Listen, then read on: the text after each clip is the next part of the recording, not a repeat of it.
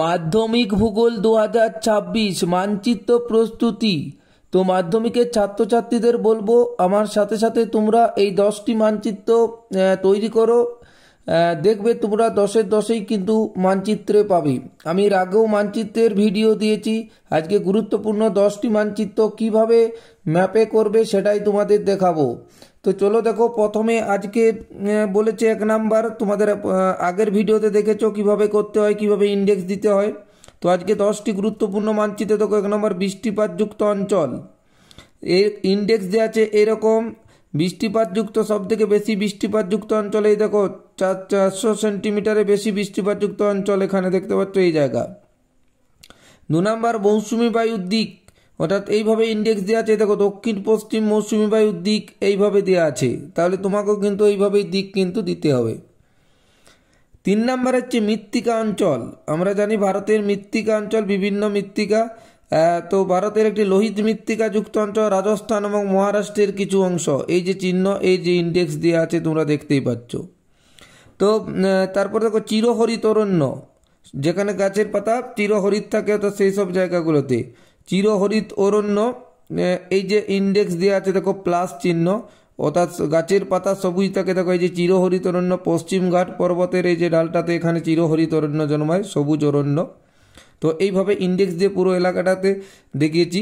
তারপর দেখো রাগি উৎপাদক অঞ্চল, জোয়ার বাজরা রাগি আমরা জানি কোন জায়গাতে উৎপন্ন হয়, সেই সব জায়গাতে কিন্তু এগুলো আমি ইন্ডেক্স করব। জোয়ার বাজরা রাগি দেখো এখানে এই সব জায়গাগুলোতে জোয়ার বাজরা রাগি উৎপাদিত রাগি।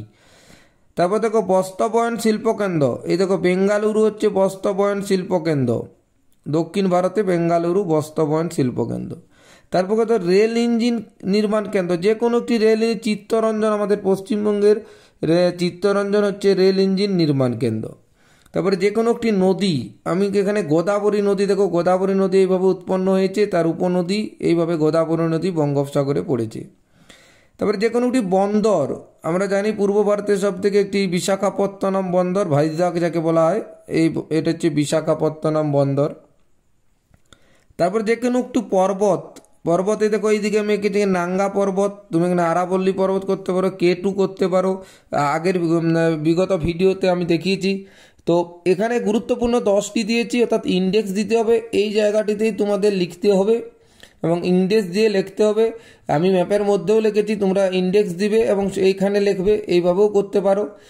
তো পুরো ভিডিওটা দেখে এইভাবে তোমরা ব্ল্যাঙ্ক ম্যাপ নিবে এবং ম্যাপ নিয়ে প্রতিদিন প্র্যাকটিস করো, দেখবে তোমরা অবশ্যই 10-এর 10 পাবে। অর্থাৎ প্রতিদিন তোমাদের কিন্তু ম্যাপগুলো প্র্যাকটিস করতে হবে। প্র্যাকটিস তুমি যদি না করো তাহলে কিন্তু ভুল হয়ে যাবে। তো গুরুত্বপূর্ণ ম্যাপের সাজেশন আগেও দিয়েছি, আবার পরবর্তী ক্ষেত্রে দেবো। ভালোভাবে প্রিপারেশান নেয়, ভালোভাবে প্র্যাকটিস করো। যারা এখনও পাইন স্যার বা সোমনাথ পাইনের ফেসবুক পেজটি ফলো করোনি অবশ্যই ফলো করে দেবে। ইউটিউবে দেখলে পাইন স্যার ইউটিউবটি অবশ্যই সাবস্ক্রাইব করবে। ধন্যবাদ।